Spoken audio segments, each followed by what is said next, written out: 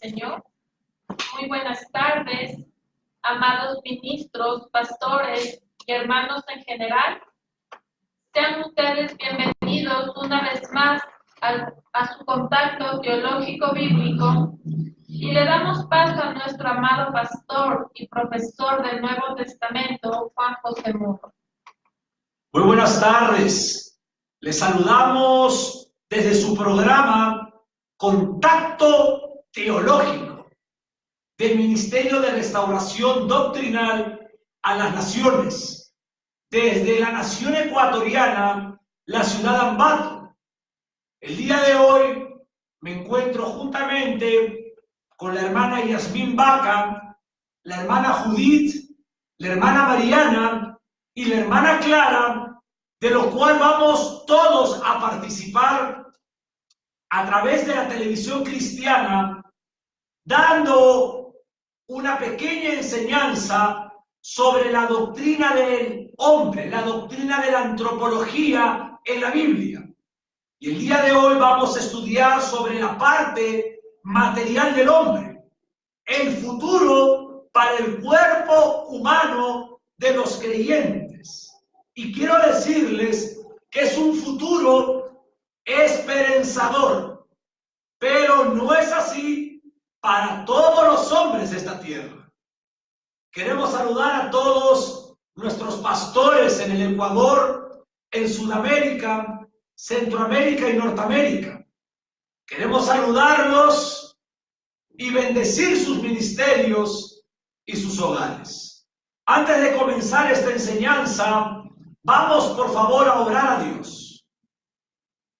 Señor Dios Todopoderoso y eterno juez de toda la tierra,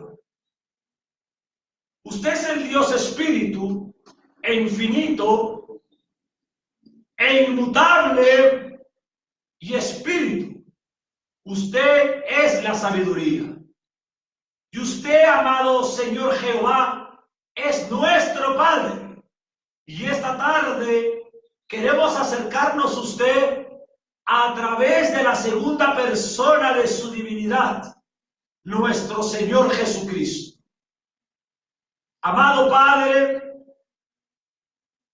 nosotros, mi Dios, reconocemos su soberanía. Reconocemos que la gracia salvífica solamente es a través de la fe y la obediencia en el Señor Jesucristo. Reconocemos, Padre, también las tres autoridades neotestamentarias. El Señor Jesucristo, la cabeza de la iglesia, el amado Espíritu Santo, el pastor de la iglesia, el consolador de la iglesia, el paracleto, el vicario de Cristo en la tierra, y reconocemos la tercera autoridad neotestamentaria para la iglesia cristiana, la Biblia, el libro hiperdimensional, el libro por antonomasia, el libro de los libros, la palabra de fe y de conducta que todo creyente debe de conocer. Amado Dios mío, queremos orar por todos los que nos ven por la televisión cristiana, por todos los ministros de la palabra, por todos los hermanos en general que nos ven en el Ecuador, Sudamérica, Centroamérica, Norteamérica y Europa. Queremos, soberano Jehová Dios, orar por sus ministerios. Orar, Padre, por sus matrimonios y por sus hijos. Queremos orar, Padre, por sus nietos, por toda la familia ministerial, por todos los hermanos en general y por todos aquellos que nos ven a través de la televisión cristiana y que se encuentran enfermos por alguna razón. Queremos pedirle a usted por ellos, por sanidad, por refrigerio espiritual. Amado Padre, gracias le damos. En el nombre del Señor Jesús. Amén. Y una de las cosas, señores ministros de la palabra y hermanos en general, que siempre en su programa Contacto Teológico, siempre tenemos que tener la actitud de aquellos hermanos de la ciudad de Berea, del capítulo 17, del segundo libro, escrito por el médico o por el académico Lucas, que cuando el último de los apóstoles estaba hablándoles a los bereanos de la ciudad de Berea, ellos con una buena actitud, dice la Biblia, mejor que los de la Tesalónica, escuchaban a Pablo y escudriñaban la Biblia para ver si lo que Pablo hablaba era verdad. Entonces, vámonos al Nuevo Testamento, al Evangelio según Juan, capítulo 5, versículos del 26 al 29. Y vamos a pedirle a la hermana Yasmín que lo lea en la versión de Casidioro de Reina, revisada por Cipriano de Valera, 1960. Amén. Leemos la palabra del Señor en el Nuevo Testamento, en el Evangelio según Juan, capítulo 5, versículos 26. Y leemos la palabra de Dios en el nombre del Padre, en el nombre del Hijo y en el nombre del Espíritu Santo.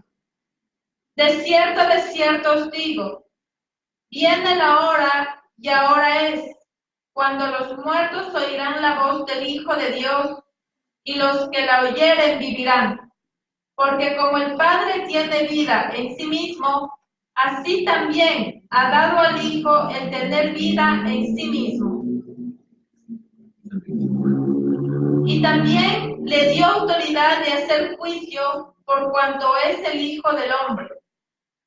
No os maravilléis de esto, porque vendrá hora cuando todos los que están en los sepulcros oirán su voz, y los que hicieron lo bueno saldrán a resurrección de vida, mas los que hicieron lo malo a resurrección de condenación. Muchas gracias, mi hermana Yasmín. Y el tema de ahora en su programa Contacto Teológico es sobre la parte material del hombre.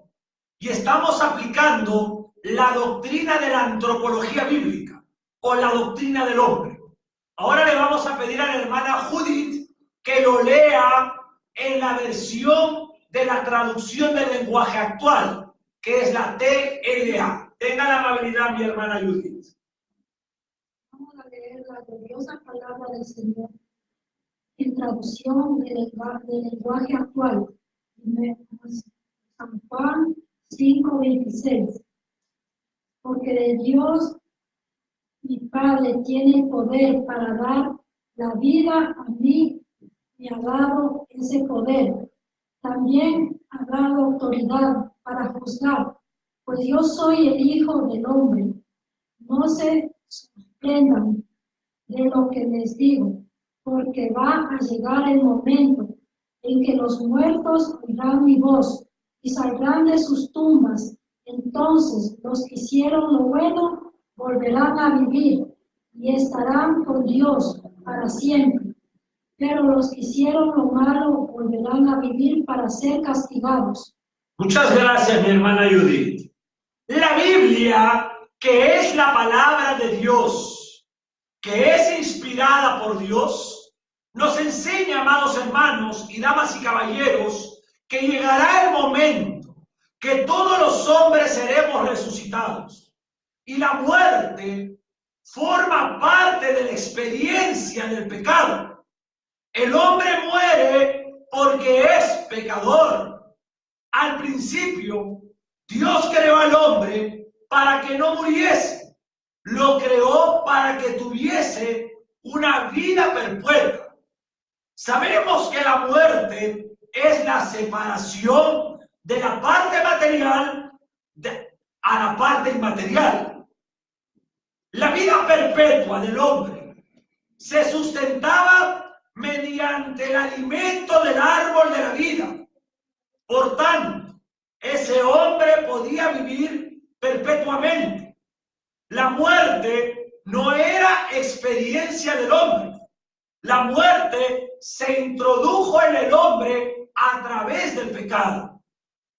Este estado de muerte, que en la Biblia se refiere a un estado de separación, se resuelve en el futuro para creyentes y no creyentes. Ahora, léame la Reina Valera el versículo 29, mi hermana Yasmín.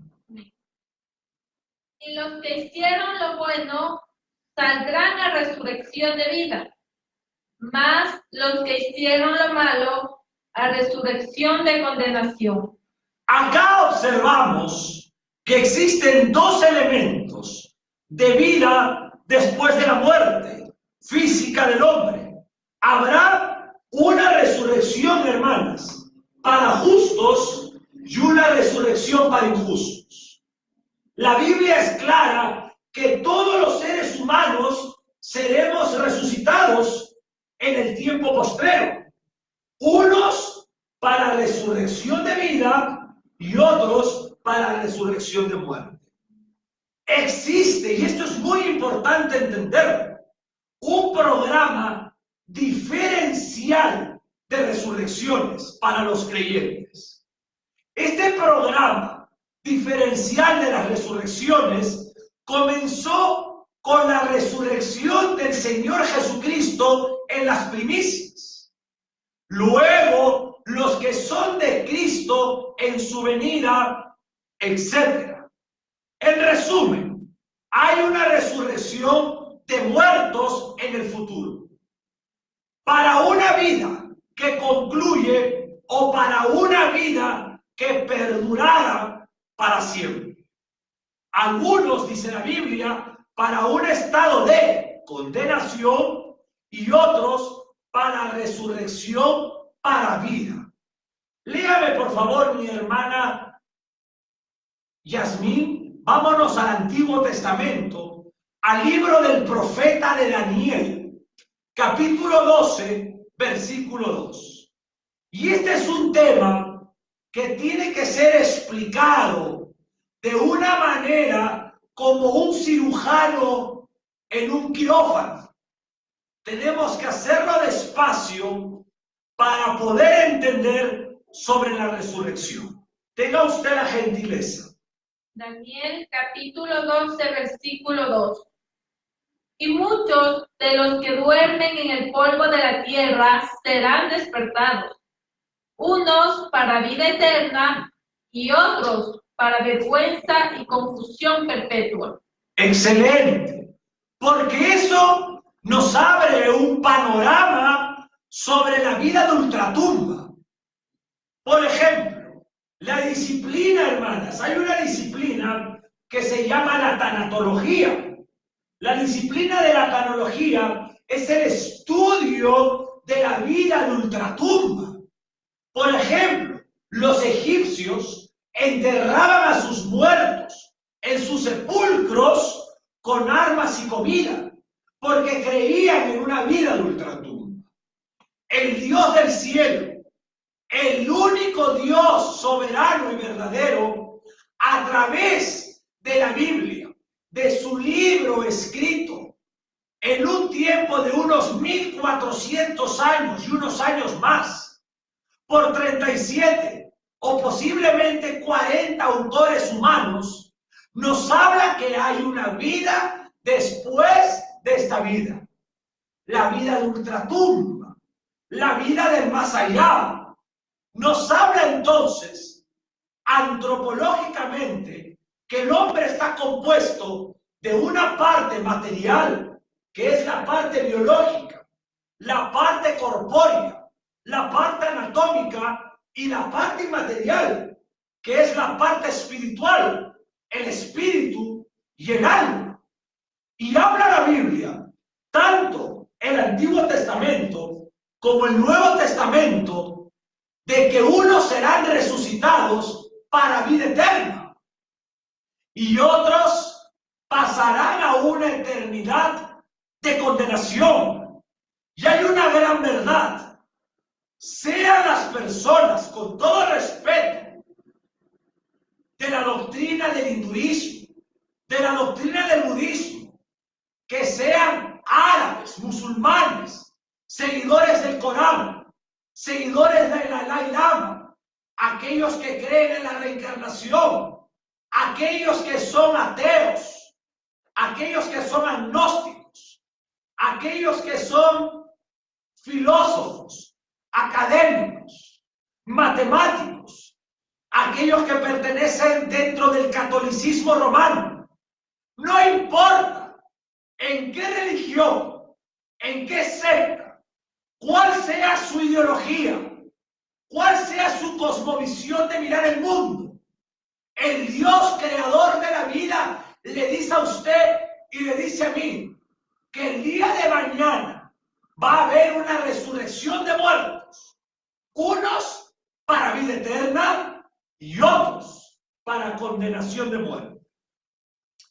Vamos, por favor, a la epístola escrita por el apóstol Pablo a una iglesia que quedaba en la ciudad de Corinto, la iglesia de los Corintios.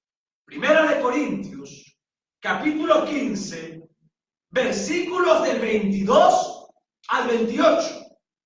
Y léalo fuerte y pausado para que lo puedan entender. Primera de Corintios, capítulo 15, versículos del 22 al 28. Porque así como en Adán todos mueren, también en Cristo todos serán vivificados. Pero cada uno en su debido orden. Cristo las primicias, luego los que son de Cristo en su venida. Luego el fin, cuando entregue el reino al Dios y Padre, cuando haya suprimido todo dominio, toda autoridad y potencia. Porque preciso es que Él reine hasta que haya puesto a todos sus enemigos debajo de sus pies. Y el postrer enemigo que será destruido es la muerte. Porque todas las cosas las sujetó debajo de sus pies. Y cuando dice que todas las cosas han sido sujetadas a Él, claramente se exceptúa aquel que sujetó a Él todas las cosas. Pero luego que todas las cosas le estén sujetas, entonces también el Hijo mismo se sujetará al que lo sujetó, a Él todas las cosas, para que Dios sea todo en todos. ¡Qué hermoso! El apóstol Pablo, inspirado por la tercera persona de la Trina Deidad, el Ruach HaKodesh del Antiguo Testamento, el Paracleto del Nuevo Testamento, nuestro Consolador, inspirado por él, escribe a los creyentes, a la asamblea de hermanos. En ese entonces, el apóstol Pablo, el autor humano de Corintios, hablándole a una iglesia original, la iglesia de Corintios, él les estaba explicando sobre la resurrección de los cuerpos de los creyentes. Y dice, ¿no? En su debido orden, dice una parte del versículo. En el texto griego original, esta palabra, o mejor dicho, la expresión en su debido orden, se utilizaba en los griegos para hablar de un desfile militar. En un desfile militar está el general que manda las fuerzas y luego van los grupos de soldados de distintos órdenes. ¿Estamos de acuerdo? General, coronel, capitán, teniente, oficial, suboficial y la tropa.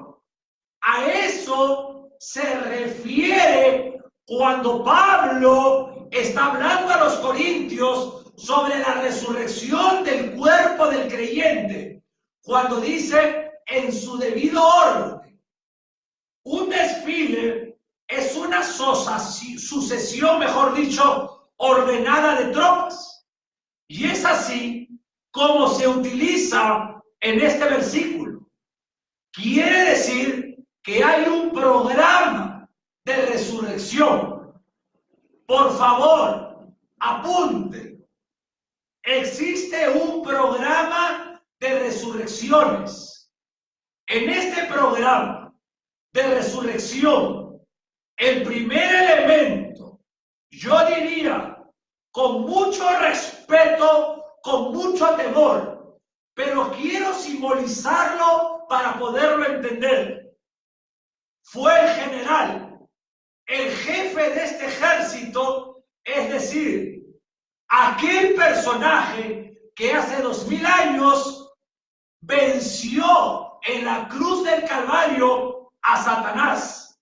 Y el general, el jefe del ejército, es el Señor Jesucristo, el Curios en griego.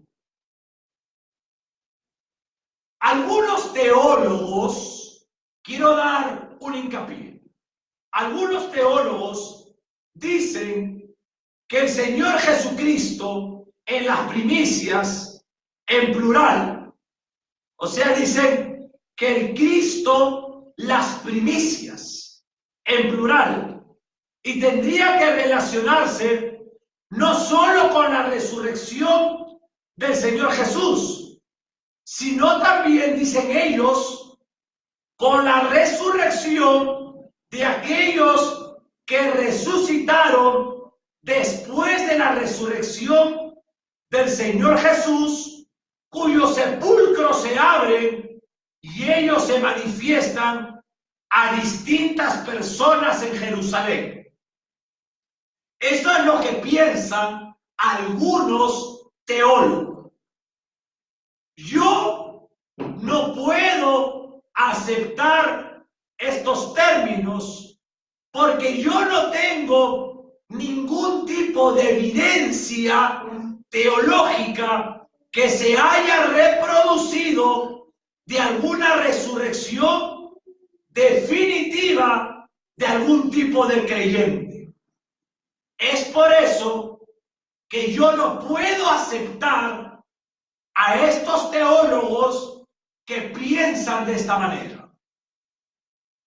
No significa que no haya sido comunicado vida temporal a alguno de los que murieron y que se manifestaron como expresión de la identificación con la resurrección del Señor Jesucristo. Pero vuelvo a decirlo, nosotros no tenemos evidencia bíblica alguna que nadie haya sido dotado del cuerpo de resurrección. Es por eso que el tema de la resurrección tiene que ser como un médico cirujano en un quirófano. Primeramente, quiero hablar sobre el Señor Jesucristo, las primicias, luego los que son de Cristo en su venida. Ahora, las primicias, referido a Cristo, cuando el apóstol Pablo, en la carta, por favor, de la epístola a los Efesios, capítulo 4, versículo 11, léalo, tenga la amabilidad. Efesios, capítulo 4, versículo 11. Epístola de Efesios, capítulo 4, versículo 11. Y él mismo constituyó a unos apóstoles, a otros profetas, a otros evangelistas, a otros pastores y maestros. El autor humano fue el apóstol Pablo. Y el apóstol Pablo le estaba hablando a una audiencia original, que no es usted ni yo, sino que el apóstol Pablo estaba hablando a la iglesia de Efeso. Le estaba hablando de hombres dotados. Mira, y él mismo constituyó a unos apóstoles y profetas, las columnas de la iglesia, y después evangelistas, pastores y maestros. Primeramente, él dice que resucitó y ascendió y llevó consigo la cautividad. En este sentido, posicionalmente, toda la iglesia está en Cristo.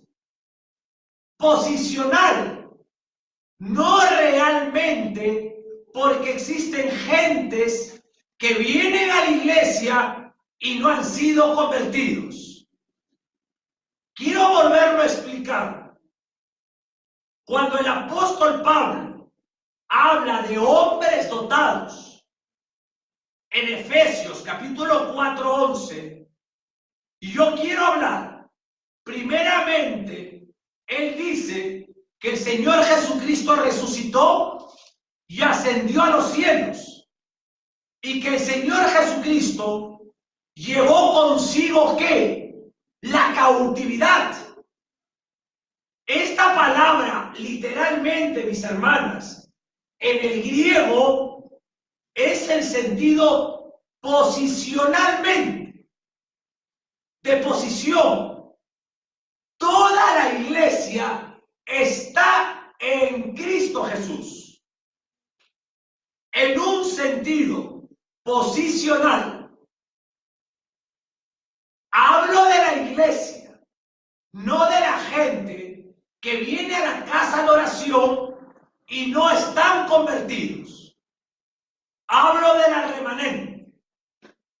Posicionalmente, Dios regaló un pueblo a su Hijo. Y esto tiene que ver con el consuelo del ángel en Getsemaní. Recordemos un poco la escritura en Getsemaní. El Señor Jesús entra en agonía, entra en conflicto emocional, y el Padre le mandó un ángel, en hebreo malak o en griego ángelos. Le mandó un mensajero para que lo confortara. ¿Qué fue lo que le dijo el ángel al Señor Jesús? Vamos a leer Hebreos 12:2. Yo no sé qué le dijo el ángel, no se sabe, pero el escritor de los Hebreos, hablando a un pueblo judío, dice, 12, versículo 2.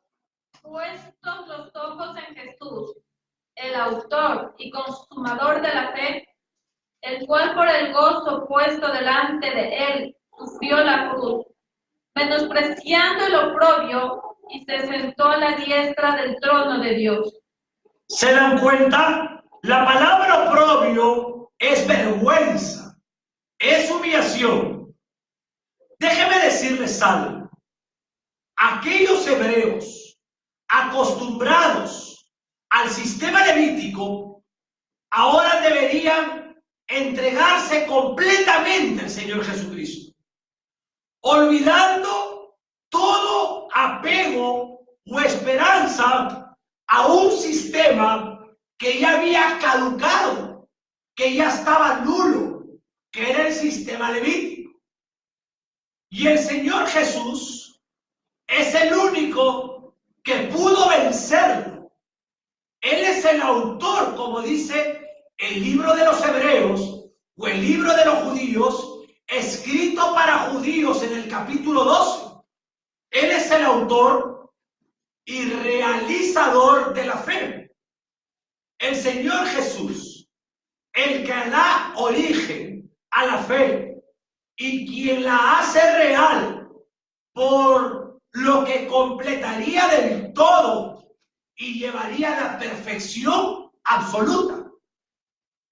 El Señor Jesús, señores ministros, perseveró para que pudiera recibir el gozo de haber cumplido la voluntad y la exaltación del Padre, cumpliéndose de ese modo la profecía dada en el Antiguo Testamento, en los Salmos. Por favor, vaya usted al libro de los Salmos en el Tanaj, capítulo 16, versículos del 9 a 11.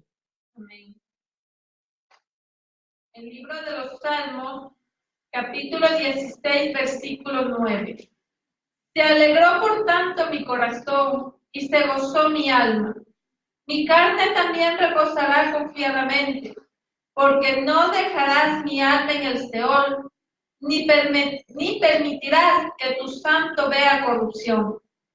Me mostrarás la senda de la vida. En tu presencia hay plenitud de gozos, delicias a tu diestra para siempre. ¿Se dan cuenta qué hermoso? Esta profecía es la que se cumplió en el Nuevo Testamento. El oprobio de la cruz fue superado del todo por el gozo inefable de sentarse a la diestra del Padre, cumpliéndose de ese modo la profecía del Salmo 111, por favor. Salmo en el Antiguo Testamento 111. Jehová dijo a mi Señor, siéntate a mi diestra, hasta que ponga a tus enemigos por estrado de tus pies. El Señor habla de un pueblo que el Padre le dio en Juan. Recordemos el Evangelio según Juan. Eran tuyos, le dice, y tú me los diste. El Padre le dio la iglesia al Hijo, la asamblea de hermanos. El Padre se la entregó al Hijo. Por eso el Hijo dice, eran tuyos, Padre, y tú me los diste. Y cuando el Señor Jesús, el Maestro Divino, ora, Él intercede diciendo, yo no ruego por el mundo, ruego por estos que tú me diste, y oro por estos y por los que vendrán. Habla de la iglesia cristiana en el Ecuador, en el Perú, en Venezuela, en Colombia, en Argentina, en Uruguay, en Paraguay, en Brasil, en Norteamérica, en San Salvador, en Guatemala, Nicaragua, en Honduras, en el Medio Oriente, en Japón, en China, en África, etc. De manera que el Señor Jesús tiene potencialmente un regalo de parte del Padre, que es el cuerpo de creyentes, que será salvo por gracia mediante la fe a lo largo de la dispensación de la iglesia. De estos hombres que el Señor Jesucristo tiene, Él va regalando, entregando a la iglesia hombres, personas creyentes, mujeres y hombres dotados de dones para la edificación del cuerpo. Luego, con el Señor Jesucristo, no solamente resucitó, escuchen, Jesús, el elemento humano de la naturaleza humana del Hijo de Dios, sino que con él también ascendió y glorificado está posicionalmente la iglesia, que dice el apóstol Pablo en la carta de los Efesios, capítulo 2, versículo 6.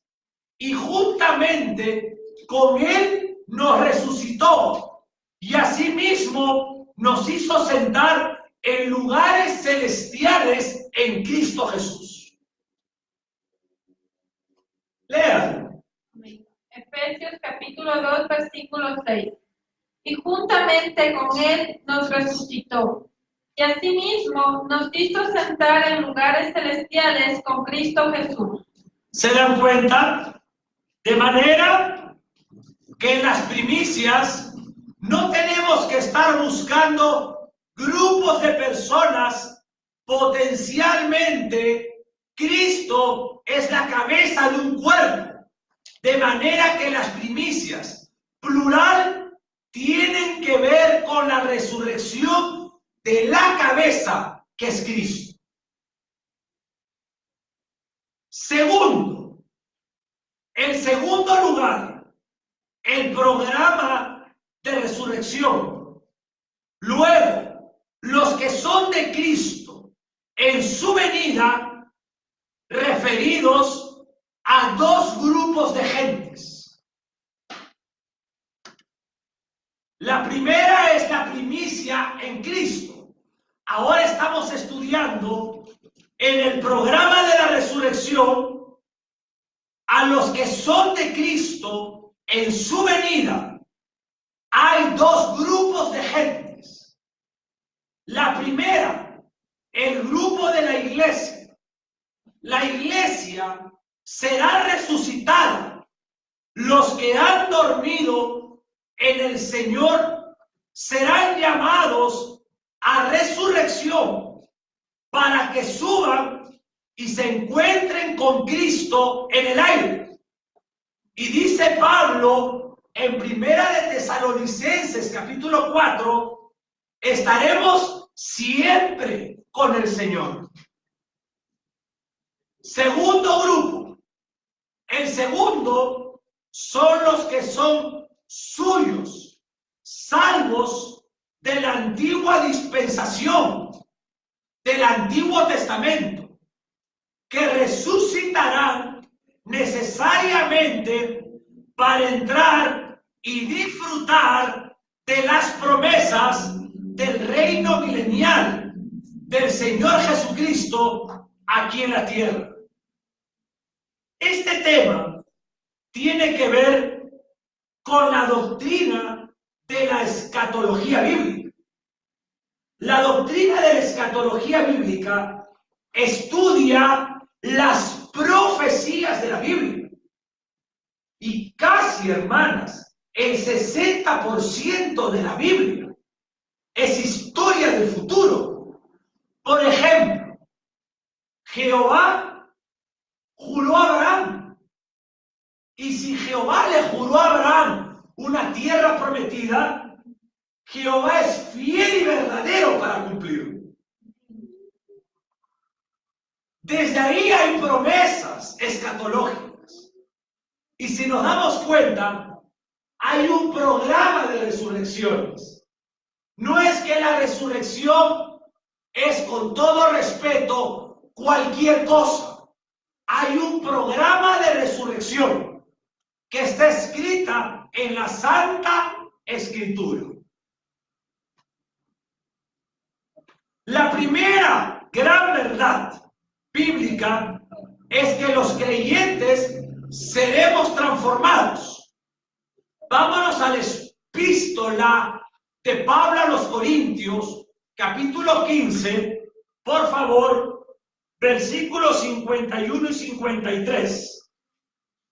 Y vamos a leerlo primero en la Reina Valera, 1960. Amén. He aquí, os digo un misterio. No todos dormiremos, pero todos seremos transformados.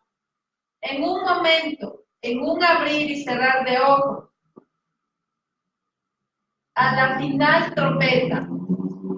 porque se tocará la trompeta y los muertos serán resucitados incorruptibles y nosotros seremos transformados.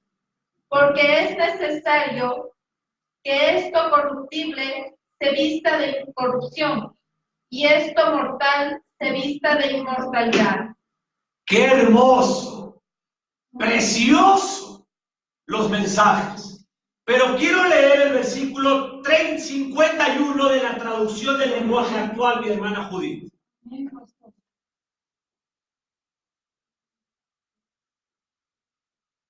Les voy a contar algo que Dios tenía en secreto.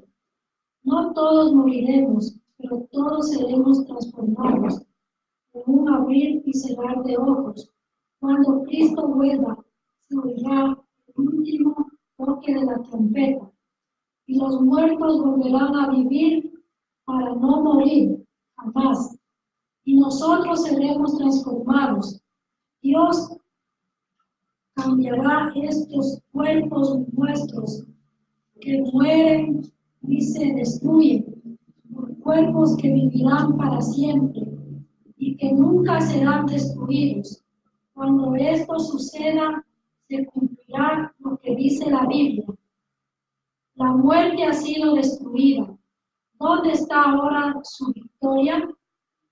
¿Dónde está su poder para herirnos? El pecado produce la muerte y existe porque no hay ninguna ley. Pero gracias a Dios podemos vencerlo por medio de nuestro Señor Jesucristo. Amén. Miren, hermanos, la Reina Valera en 1 Corintios 15:51 dice: he aquí os digo un misterio. Misterio es algo oculto. Ni tampoco significa que Pablo o que usted lo hayas descubierto. Misterio significa algo que Dios revela en el tiempo presente, que no ha revelado en las dispensaciones anteriores. No todos dormiremos. Notemos la palabra. Estamos haciendo un exégesis. No todos dormiremos. A los creyentes, notemos la palabra, no todos dormiremos. A los creyentes no se les habla de muerte, sino de dormir. El creyente que se salva solamente cambia de posición. De la potestad de las tinieblas es trasladado al reino de su amado Hijo. Y la Biblia dice que es puesto en la mano del Señor Jesús. Por eso el Evangelio de Juan, capítulo 10, versículo 28 dice: y yo les doy vida eterna, y no perecerán jamás, ni nadie les arrebatará de mi mano. Una vez puesto en Cristo, usted y yo forma parte de este cuerpo cuya cabeza es Cristo. Pero para formar parte de este cuerpo hay que estar en Cristo. Y al final de su existencia, cuando entregas el espíritu y mueres a la vista de los hombres, ¿dónde te ocurre esto? En Cristo. Y la Biblia nos dice que aquellos que están en las manos del Señor duermen en el Señor. Pero todos, dice, seremos transformados. Recibiremos un cuerpo nuevo. Y los que se resucitan, no este cuerpo que queda en la tierra. Por ejemplo, se pone una semilla en el suelo. ¿Sale una semilla? No, sale una planta que procede de la semilla. La identidad de la planta es que si la semilla era de un árbol de manzanas, pues no va a salir melones. sino que sale manzanas. Lo que resucita en el tiempo de la resurrección son hombres. Pero el cuerpo de la resurrección no es bajo ningún concepto este cuerpo que nosotros enterramos. Es un nuevo cuerpo, el cuerpo de resurrección.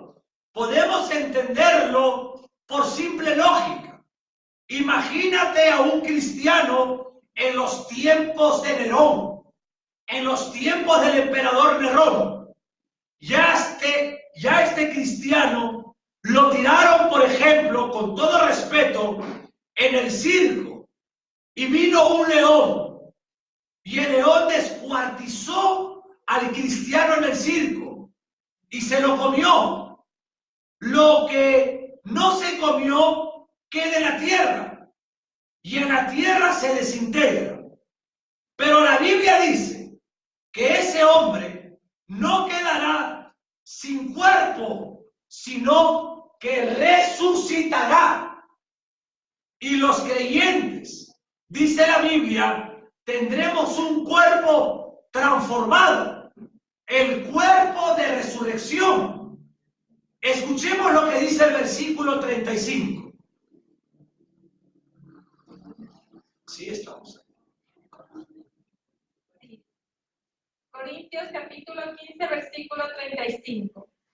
Pero dirá alguno, ¿cómo resucitarán los muertos? ¿Con qué cuerpo vendrán? Gracias. Estas preguntas eran porque se sabe que el cuerpo se descompone. Y la respuesta apostólica, la respuesta del apóstol Pablo era: lo que tú siembras no se vivifica, sino muere antes. De manera que el apóstol Pablo está hablando de un proceso normal. Por tanto, así como tú has visto que cuando pones una semilla en la tierra, resucita la semilla que pusiste, así también resucita el creyente en los tiempos postreros. Nuestro cuerpo de resurrección es semejante, así como la planta es semejante a la semilla. Yo les quiero decir algo. Las características del cuerpo de resurrección. Léame el versículo 42, por favor. Así también es la resurrección de los muertos. Se siembra en corrupción, resucitará en incorrupción. Resucitará en incorrupción. La palabra incorrupción no significa que el cuerpo no puede corromperse, sino que la corrupción no le afecta de manera ninguna. Es decir, el cuerpo ya está fuera de la esfera de la corrupción. El cuerpo ya está fuera de esta dimensión de pecado. Nuestro cuerpo es un cuerpo que se corrompe hoy en día, no solo cuando muere, de manera que cuando tú tienes un corte, ahí hay una infección. Cuando usted se corta la piel, hay una infección. Usted tiene una corrupción. Y si te cortan un dedo, no pienses que ese dedo no se va a descomponer. El cuerpo se compone, se corrompe. ¿Por qué el cuerpo, damas y caballeros, se corrompe? Porque es un cuerpo corruptible. Pero el cuerpo que resucita no puede ser afectado por la corrupción. La corrupción, damas y caballeros, no tiene nada que ver con ese cuerpo. Es decir, es imposible que la corrupción le afecte. Está fuera del cuerpo incorruptible.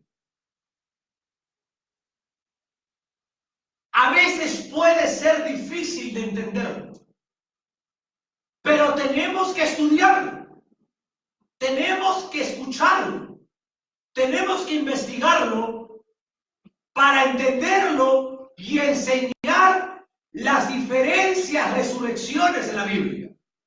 Hay un programa diferencial sobre la resurrección. Otra característica de este cuerpo corruptible es el proceso de descomposición de un cadáver. Y eso es evidente. Los científicos, por ejemplo, dicen que el hombre va renovando su complejo celular. De manera, dice la ciencia, que al cabo de un tiempo no existe en el hombre ninguna célula de su nacimiento, salvo la del cerebro, dice la ciencia. Yo pregunto, señores científicos, ¿somos el mismo? Claro que somos los mismos, pero ese proceso ha sido cambiado, ha sido renovado a través de la renovación de nuevas células. Y de alguna manera, cuando se detiene, comienza la degradación celular. Por ejemplo, un joven en su cuerpo se le forman los músculos y en la cara también. Y esos músculos siempre están tensos. Pero a una persona mayor se le cuelga con todo respeto la piel de la cara porque vamos degradando nuestro físico.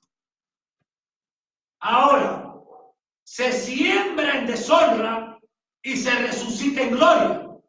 El apóstol Pablo, para estar terminando esta primera parte, habla del cuerpo de la humillación nuestra en el libro de los Filipenses, por favor, capítulo 3, versículo 11. El libro de los Filipenses, capítulo 3, versículos 11, mi hermana Yasmín.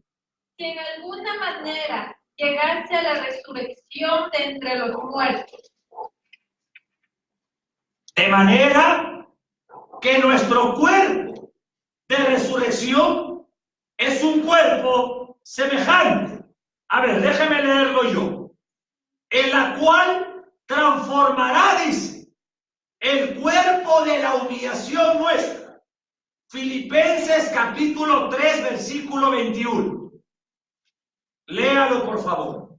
El cual transformará el cuerpo de la humillación nuestra para que sea semejante al cuerpo de la gloria suya, por el poder con el cual puede también sujetar a sí mismo todas las cosas.